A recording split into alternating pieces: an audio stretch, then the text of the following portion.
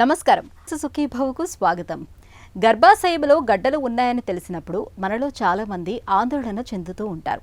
నిజానికి గర్భాశయంలో గడ్డలనేవి అంత ప్రమాదకరమైనవేవీ కావు. క్యాన్సర్ కణితులు అంతకన్నా కావు. కాకపోతే ఈ కణితుల పరిమాణం పెరుగుతున్న కొద్దీ నెలసరిలో చిక్కులు పెరుగుతూ ఉంటాయి. అయితే గర్భసంచిలో ఫైబ్రాయిడ్స్ పరిమాణం తక్కువగా ఉన్నప్పుడు చాలా వరకు మందులతోనే వాటిని కరిగించేయచ్చు. లేదంటే యూట్రైన్ ఎంబోలైజేషన్ అనే విధానంలో వాటికి రక్త ప్రసారం అందకుండా చేసి వాటంతట అవే రాలిపోయేలా చేయొచ్చు. చర్మంపై కోత పెట్టకుండా, రక్తస్రావము బెడద లేకుండా ఫైబ్రాయిడ్స్ని తొలగించే ఆధునిక చికిత్స ఎంబోలైజేషన్ గురించిన పూర్తి వివరాలను ఇప్పుడు తెలుసుకుందాం.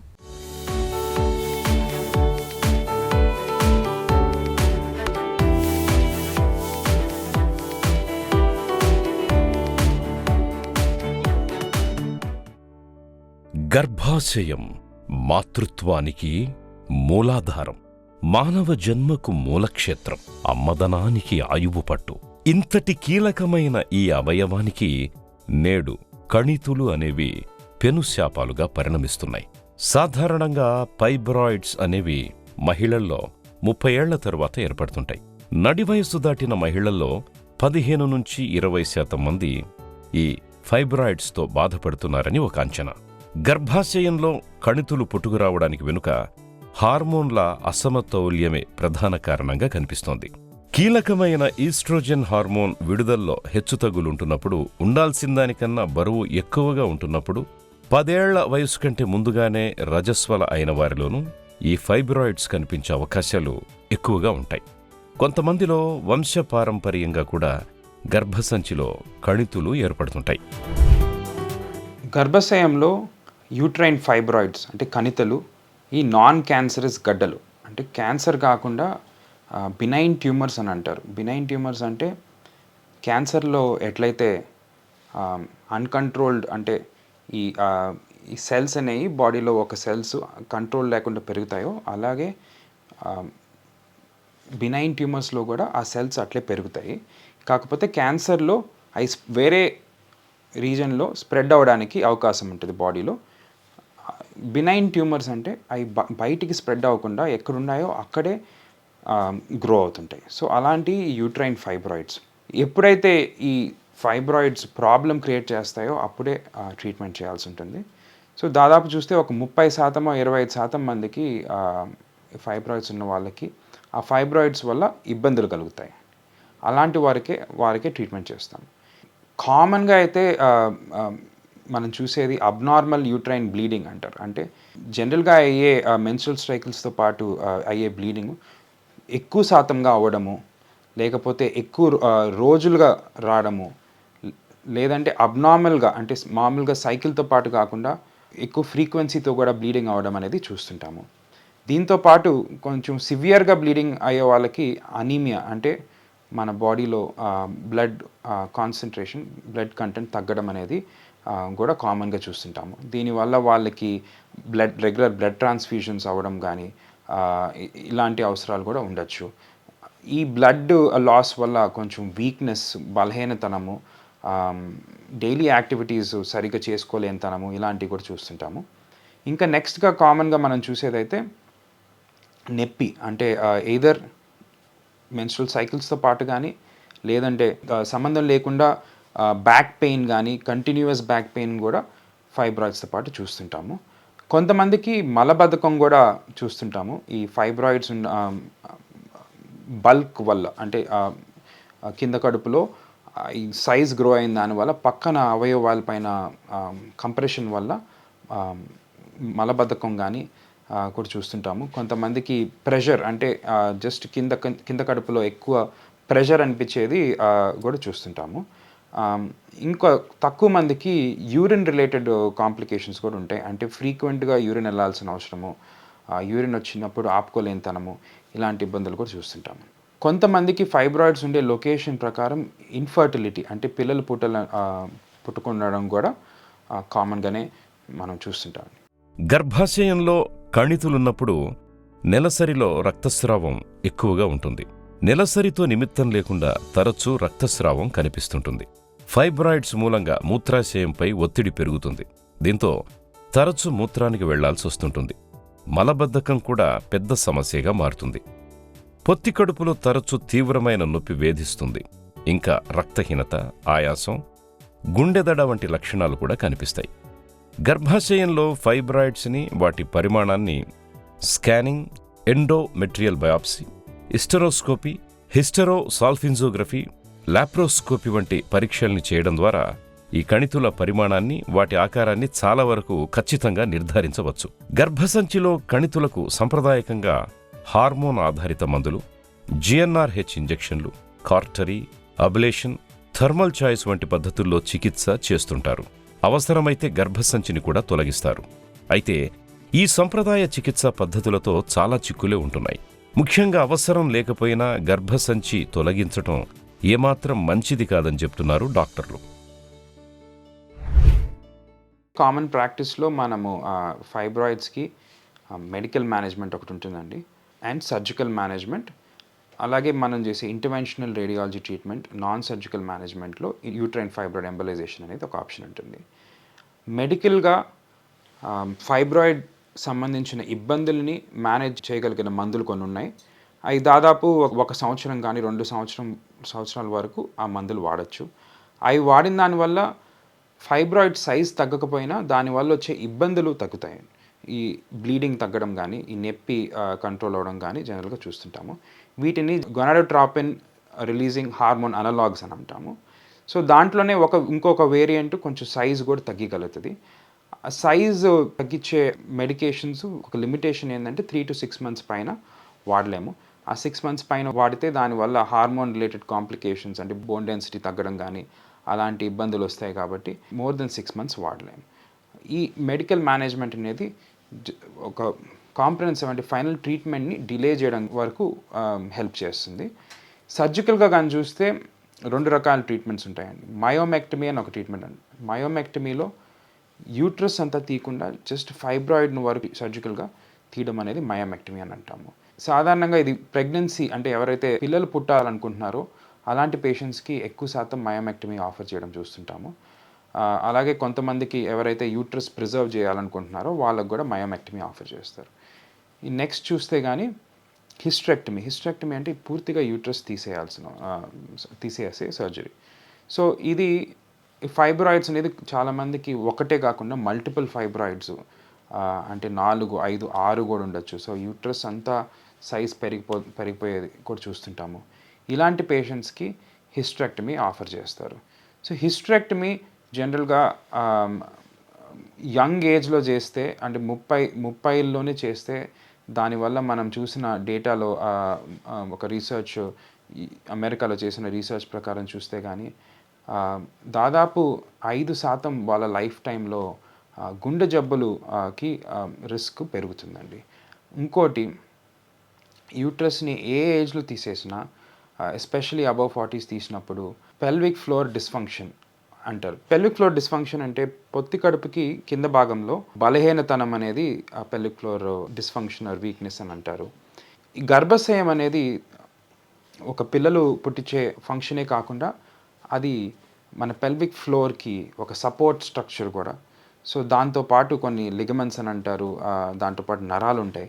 సో ఈ సర్జరీ చేసినప్పుడు జనరల్గా ఇవన్నీ డ్యామేజ్ అవుతాయి. కాబట్టి అలాంటి వాళ్ళకి ఈ పెల్విక్ ఫ్లోర్ డిస్ఫంక్షన్ అంటే ఈ వీక్నెస్ కానీ అలాగే కింద కడుపు ప్రతి భాగం నుంచి స్లిప్ అవడానికి అవకాశం అనేది దాదాపు ఒక 5%, 5 times హయ్యర్ రిస్క్ ఉంటుంది ఇలాంటి వాళ్ళకి.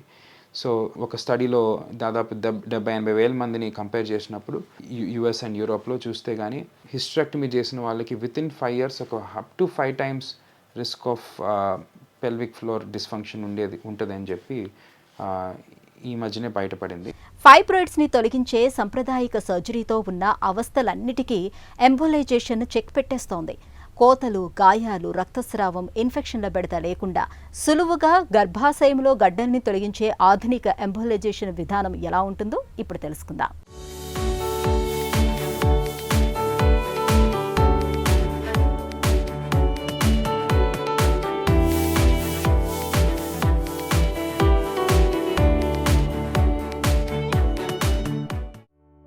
గర్భాశయంలో చిన్న బఠానీ గింజంత పరిమాణం మొదలుకొని కొన్ని కేజీల బరువుండే పుచ్చకాయంత పరిమాణం వరకు కనిపించే ఈ కణితులు నెలసరిలో చిక్కులు మొదలుకొని సంతానరాహిత్యం వరకు అనేకమైన ఇబ్బందులు తెచ్చిపెడతాయి. ఇక గర్భసంచిలో గడ్డలు లేదా కణితులకు సంప్రదాయంగా చేస్తున్న చికిత్సలతో చాలా సమస్యలే ఉంటున్నాయి. చర్మంపై కోతలు, ఘాట్లు పెట్టాల్సుంటుంది. దీనికి తోడు తీవ్రమైన నొప్పిని కూడా భరించాలి. ఎక్కువగా రక్తస్రావం జరిగే ప్రమాదం కూడా ఉంది. అన్నింటికీ మించి రోజుల తరబడి ఆసుపత్రిలో ఉండాలి. ఇవన్నీ ఒకెత్తైతే ఈ చికిత్సా పద్ధతుల్ని తీసుకున్న తరువాత కూడా మళ్లీ గర్భసంచిలో గడ్డలు పెరిగే ముప్పు బాగా ఎక్కువగా ఉంటుంది. ఇక GnRH వంటి హార్మోన్ ఇంజెక్షన్స్ మూలంగా ఎముకలు గుల్లబారే అవకాశాలు ఎక్కువగా ఉంటున్నాయి. ఈ అవస్థలన్నింటికీ శాశ్వతంగా చెక్ పెట్టేస్తూ చర్మంపై ఎలాంటి కోత పెట్టకుండానే గర్భసంచిలో ఉన్న గడ్డలను శాశ్వతంగా అతి తేలిగ్గా తొలగించే యూటరైన్ ఎంబోలైజేషన్ అనే అత్యాధునిక చికిత్సా విధానం ఒకటి నేడు మహిళల పాలిట వరంలా ఇటీవలే మన ముందుకొచ్చింది. బాడీలో ప్రతి అవయవంకి ఎట్లయితే రక్తనాళాల ద్వారా బ్లడ్ సప్లై వెళ్ళి దానికి ఆ న్యూట్రియంట్స్ అంది ఫంక్షన్ అవుతాయో, అలాగే ఫైబ్రాయిడ్స్కి కానీ ఈ బ్లడ్ సప్లై అనేది చాలా ఇంపార్టెంట్. ఈ రక్తనాళాల ద్వారా వెళ్ళే బ్లడ్ సప్లైతోనే దానికి న్యూట్రియంట్స్ అవన్నీ అందుతాయి కాబట్టి దాని గ్రోత్ అండ్ సర్వైవల్ ఆ బ్లడ్ సప్లై పైన.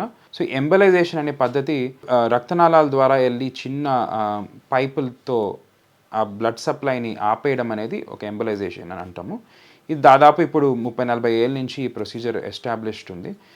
రకరకాల అవసరాలకి ఈ ప్రొసీజర్ వాడుతుంటాం. ఫర్ ఎగ్జాంపుల్, ఎవరైనా యాక్సిడెంట్ అయ్యి కానీ హాస్పిటల్కి వెళ్ళినా వాళ్ళకి ఇంటర్నల్ బ్లీడింగ్ అయితే ఇదే ఎంబలైజేషన్ పద్ధతిలో ఆ ఇంటర్నల్ బ్లీడింగ్ అనేది ఆపడం మనం చేస్తుంటాము. ఆ ప్రాసెస్ని మనం ఈ ఫైబ్రాయిడ్కి వెళ్ళే రక్తనాళాలని పూడిక చేయడం అనేది యూట్రైన్ ఫైబ్రాయిడ్ ఎంబలైజేషన్ అని అంటారు. ఇది ఈరోజు చూస్తే కానీ అమెరికన్ కాలేజ్ ఆఫ్ గైనకాలజీ గైడ్లైన్స్లో ఎప్పుడో నుంచి ఆల్రెడీ ఒక యాక్సెప్టెడ్ ట్రీట్మెంట్ ఫర్ ఫైబ్రాయిడ్స్ అండి. అడ్వాంటేజెస్ ఏంటంటే ఇది డే కేర్ ప్రొసీజర్గా చేయొచ్చు. కొంతమందికి ఒకవేళ నొప్పి ఉంటే ఈ ప్రొసీజర్ అయిన తర్వాత వాళ్ళకి నొప్పి మేనేజ్ చేసుకోవడానికి మనం అడ్మిట్ చేస్తాం. లేకపోతే దాదాపు డే కేర్ ప్రొసీజర్గా కూడా చేయొచ్చు. అనస్థీషియా అనేది అవసరం ఉండదు. కాళ్ళల్లో నుంచి కానీ చేతి నుంచి కానీ ఒక చిన్న పిన్ హోల్తో రక్తనాళాల లోపలికి వెళ్ళి ఈ కెథీటర్స్, మైక్రో కెథీటర్స్ వాడి ఒక చిన్న శాండ్ పార్టికల్స్ లాంటివి వస్తాయండి. PVA కానీ ఎంబోస్పియస్ అని అంటాము. ఈ చిన్న శాండ్ పార్టికల్స్ లాంటి ఈ స్పియర్స్ని మనము ఫైబ్రాయిడ్ లోపలికి ఇంజెక్ట్ చేసి దానికి వెళ్ళి బ్లడ్ సప్లై బ్లాక్ చేస్తాము. బ్లడ్ సప్లై ఆగిపోయిన ఫైబ్రాయిడ్స్ ఓవర్ టైం చిన్నవి అయిపోవడం చూస్తుంటాము. దాదాపు చూస్తే కానీ సంవత్సరంకి 80% సైజ్ తగ్గిపోయే అవకాశము ఎక్కువ ఉంటుంది. మొక్క ఏపుగా పెరగాలంటే దాని వేర్ల నుంచి నీరు చక్కగా సరఫరా అవుతుండాలి. వేర్ల నుంచి నీటి సరఫరా ఆగిపోతే మొక్క క్రమంగా వాడిపోయి చివరికి ఎండిపోతుంది. ఎంబోలైజేషన్ ప్రక్రియ కూడా అచ్చంగా ఇలాగే ఉంటుంది. ఎంబోలైజేషన్ విధానంలో గర్భాశయంలోని కణితులకి ప్రాణాధారమైన రక్తాన్ని అందకుండా చేస్తారు. కణితులకు రక్తాన్ని సరఫరా చేసే రక్తనాళాలను గుర్తించి వాటి గుండా రక్తం సరఫరా కాకుండా ఆపేస్తారు. దీంతో కణితికి రక్తం అందకుండా పోతుంది. దాంతో ఫైబ్రాయిడ్ కణితి క్రమంగా ఎండిపోయి చివరకు రాలిపోతుంది. ఎంబోలైజేషన్ విధానంలో ముందుగా లోకల్ ఎనస్థీషియా ఇస్తారు. తర్వాత గజ్జెల నుంచి లేదా మణికట్టు దగ్గర నుంచి చిన్న సూదిని ధమనిలోకి అంటే ఆర్టరీలోకి గుచ్చి క్యాథెటర్ని ప్రవేశపెడతారు. ఆ తర్వాత ఎక్స్రే గైడెన్స్ తీసుకుంటూ ఫ్లోరోస్కోపీ సాయంతో క్యాథెటర్ని గర్భాశయంలోని రక్తనాళాల వద్దకు తీసుకెళ్తారు. ఆపై ఫైబ్రాయిడ్కి రక్తాన్ని సరఫరా చేసే రక్తనాళంలోకి ఎంబోలిక్ పార్టికల్స్ని ఇంజెక్ట్ చేస్తారు. దీంతో ఫైబ్రాయిడ్కి రక్త ప్రవాహం ఆగిపోతుంది. ఫైబ్రాయిడ్స్ అన్నింటికీ ఇలాగే రక్త ప్రవాహాన్ని ఆపేస్తారు. ఫలితంగా కణితులన్నీ క్రమంగా కుచించుకుపోవడం మొదలవుతాయి. మొత్తం ఈ ప్రక్రియ అంతా గంట నుంచి గంటన్నర లోపే పూర్తయిపోతుంది. ఎంబలైజేషన్ అనేది లోకల్ అనస్థీషియాలో చేస్తాం కాబట్టి వాళ్ళకి ఎలాంటి మత్తు కానీ ఏం అవసరం ఉండదు. క్యాత్ ల్యాబ్ అంటే ఒక ఇమేజ్ గైడెడ్ సూట్లో ఒక బెడ్లో వాళ్ళు కాన్షియస్గానే పనుకొని ఉంటారు. ఒక లోకల్ అనస్థీషియా చేతిలో కానీ కాళ్ళలో కానీ ఇచ్చి ఒక చిన్న పిన్ హోల్తో లోపలికి వెళ్ళిన తర్వాత జనరల్గా మన రక్తనాళాల లోపల సెన్సేషన్ కానీ సెన్స్ ఫైబర్స్ ఉండవు కాబట్టి వాళ్ళకి ట్రీట్మెంట్ చేసేటప్పుడు కూడా మనం ఏమైనా చేస్తున్నామనేది వాళ్ళకి సెన్సేషన్ అనేది ఉండదు. సో పేషెంట్ కంప్లీట్గా కాన్షియస్గానే ఉంటారు. ప్రొసీజర్ ఒక 1/2 hour to 1.5 hour depending on the complexity, అంటే ఫైబ్రాయిడ్ సైజ్ బట్టి కానీ లొకేషన్ బట్టి కానీ ఆ టైం అనేది డిటర్మైన్ అవుతుంది. సక్సెస్ రేట్స్ 90% వరకు సింగిల్ ట్రీట్మెంట్లో పేషెంట్స్కి క్లినికల్ సక్సెస్ అనేది మనము అయితే ఇవ్వగలుగుతున్నాము. ఎవరికైతే కొంచెం సైజ్ ఎక్కువ ఉంటుందో లేకపోతే కొంచెం ఫైబ్రాయిడ్ లొకేషనో కాంప్లెక్సిటీ ఉంటుందో వాళ్ళకు ఒక సెకండ్ ట్రీట్మెంట్ చేయాల్సిన అవసరం కొంతమందికి ఉండొచ్చు over a period of time. But దాదాపు 90% వరకు మన సింగిల్ ట్రీట్మెంట్లో ట్రీట్ చేయగలుగుతున్నాము. ఇంకా కొన్ని ఫ్యాక్టర్స్ ఉంటాయి సక్సెస్ అనేది. ఫైబ్రాయిడ్ లొకేషన్ అనేది చూస్తాము. అది బర్త్ కెనల్కి ఆనుకొని ఉందా, లేకపోతే మజిల్ లోపల ఉందా, లేకపోతే గర్భాశయం బయటికి వెళ్తుందా, సబ్ సీరోసల్ అని అంటాం, బయటికి వెళ్తే. మజిల్లో ఉంటే ఇంట్రామ్యూరల్ అంటాము. లేకపోతే క్యావిటీకి ఆనుకొని ఉండి ఆ క్యావిటీ పైన ప్రెస్ చేస్తుంటే సబ్మ్యూకోజల్ అంటాము. క్యావిటీ పైన ప్రెస్ చేస్తుంటే దానికి సంబంధించిన ఈ ప్రొసీజర్తో కొంచెం కొన్ని కాంప్లికేషన్స్ అయ్యే ఛాన్సెస్ ఉంటాయి కాబట్టి కొంతమందికి ఈ ప్రొసీజర్ ఆఫర్ చేయము. బట్ ఆ రిస్క్స్ అనేది జనరల్గా మేనేజబుల్ రిస్క్స్. కోత లేకుండా సులువుగా ఫైబ్రాయిడ్స్ని తొలగించే ఆధునిక విధానం ఎంబోలైజేషన్కు కొన్ని పరిమితులు ఉన్నాయి. లెక్కకు మిక్కిలి ఫైబ్రాయిడ్స్ ఉన్నప్పుడు, గర్భాశయంలో ఇన్ఫెక్షన్లు, క్యాన్సర్ ఆనవాళ్లు కనిపిస్తున్నప్పుడు ఎంబోలైజేషన్ విధానం సరికాదంటారు డాక్టర్లు. ఎంబోలైజేషన్ చికిత్సకు ఉన్న పరిమితుల గురించి ఇప్పుడు తెలుసుకుందాం.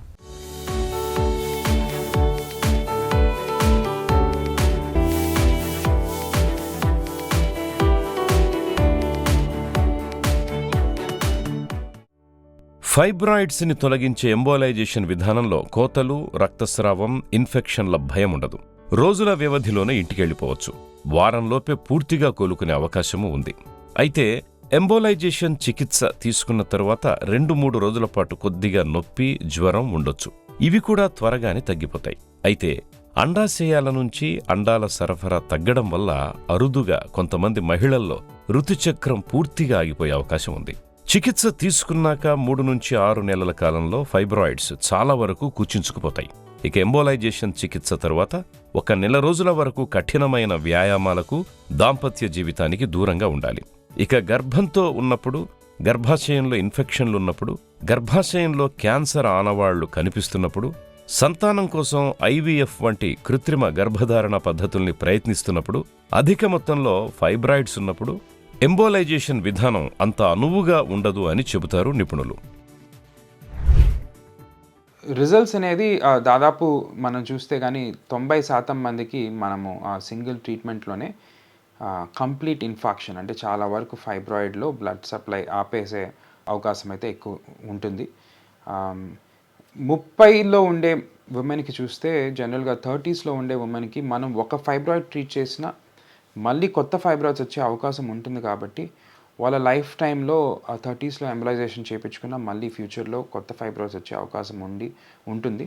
అండ్ వాళ్ళకి మళ్ళీ అవసరమైతే ఇంకొక ట్రీట్మెంట్ సర్జికల్ ఆర్ ఎంబోలైజేషన్ మళ్ళీ ఎప్పుడైనా ఆర్ మెడికల్ మేనేజ్మెంట్ కూడా చేయాల్సి ఉండే అవకాశం ఉండొచ్చు. అండ్ అలాగే 40లో పైన కానీ చూస్తే ఎవరైతే ఉమెన్ అబవ్ 40 years ఉంటారో జనరల్గా వాళ్ళకి సింగిల్ ట్రీట్మెంట్తోనే మనం దాదాపు ఇది క్యూర్ చేయగలుగుతాము. ఒక 10% ఆఫ్ ద పేషెంట్స్కి ఎప్పుడైనా సెకండ్ ట్రీట్మెంట్ అంటే ఫైబ్రాయిడ్ పూర్తిగా బ్లడ్ సప్లై కట్ ఆఫ్ అవ్వనప్పుడు సెకండ్ ట్రీట్మెంట్ అనేది అవకాశం ఉండే ఛాన్స్ అయితే ఉంటుంది. ఇంకోటి when it comes to fertility అంటే ఎవరైతే ఈ ప్రొసీజర్ తర్వాత పిల్లలు పుట్టించుకోవాలనుకుంటున్నారో అలాంటి పేషెంట్స్కి డిసిషన్ మేకింగ్ అనేది చాలా ఇంపార్టెంట్. అంటే ఎంబోలైజేషనా లేకపోతే మయోమెక్టమీయా ఇది ఒక కంబైన్డ్ డిస్కషన్ అండ్ ఒక గైనకాలజిస్టు ఇంటర్వెన్షనల్ రేడియాలజిస్ట్ కూడా చూసి డిసిషన్ తీసుకునే ఒక నీడ్ అయితే ఉంటుంది. ఎందుకంటే దాదాపు ఇప్పుడు మనం చూస్తే ప్రాక్టీస్లో ఎక్కువగా ఎవరైతే ఉమెన్ ప్రెగ్నెంట్ అవ్వాలనుకుంటున్నారో వాళ్ళకి మయోమెక్టమీనే ఫస్ట్ ఆప్షన్గా ఆఫర్ చేయడం అనేది ఇప్పుడు కామన్ క్లినికల్ ప్రాక్టీస్గా మనం చూస్తుంటాము. అట్లని ఎంబోలైజేషన్ చేస్తే వాళ్ళకి పిల్లలు పుట్టరు అనేది ప్రూవెన్ థింగ్ కాదు. బట్ మయోమెక్టమీతో కొంచెం బెటర్ ఛాన్సెస్ ఉంటాయి వీళ్ళకి ప్రెగ్నెంట్ అవ్వడానికి అనేది ఈరోజు మనం ఒక క్లినికల్ డిసిషన్గా చూస్తున్నాము. అల్టిమేట్లీ ఉమెన్ డిసిషన్ కూడా ఇంపార్టెంట్. వాళ్ళకి అబ్సల్యూట్గా అంటే వాళ్ళకి సర్జరీ వద్దు, నాకు మినిమల్ ఇన్వేసివ్ ట్రీట్మెంటే కావాలి అనుకున్నప్పుడు ఎంబోలైజేషన్ కూడా ఆఫర్ చేయడం అయితే మనము చేస్తాము ప్రెగ్నెంట్ అవ్వాలనుకున్న వాళ్ళకి. ఎంబోలైజేషన్ ప్రక్రియను గర్భసంచి తొలగించే హిస్టరెక్టమీ ఆపరేషన్కి ఒక చక్కటి ప్రత్యామ్నాయంగా చెప్పుకోవచ్చు. సర్జరీ అంటే భయపడే మహిళలకి సంప్రదాయ చికిత్సలతో వచ్చే సమస్యలను తట్టుకోవడం కష్టమని భావించేవాళ్లకి ఎంబోలైజేషన్ చికిత్స చాలా అనువుగా ఉంటుంది. ముఖ్యంగా ఫైబ్రాయిడ్స్ పరిమాణం పెద్దగా ఉన్నప్పుడు, కణితుల మూలంగా నెలసరి ఎక్కువ రోజులవుతున్నప్పుడు, తరచూ పొత్తికడుపులో నొప్పి వేధిస్తున్నప్పుడు ఎంబోలైజేషన్ చికిత్స తీసుకోవడం మేలు. ఇక గర్భసంచిలో గడ్డలున్నాయని తెలిసినప్పుడు అనవసరంగా ఆందోళన చెందకూడదు. కణితుల పరిమాణం 3 సెంటీమీటర్ల కంటే చిన్నగా ఉన్నప్పుడు వాటిని అలాగే వదిలేయడం మేలు. శరీరంలో హార్మోన్ల సమతూకాన్ని కాపాడుకుంటూ బరువును అదుపులో ఉంచుకుంటే గర్భాశయంలో కణితుల బెడదను చాలా వరకు నివారించుకోవచ్చు.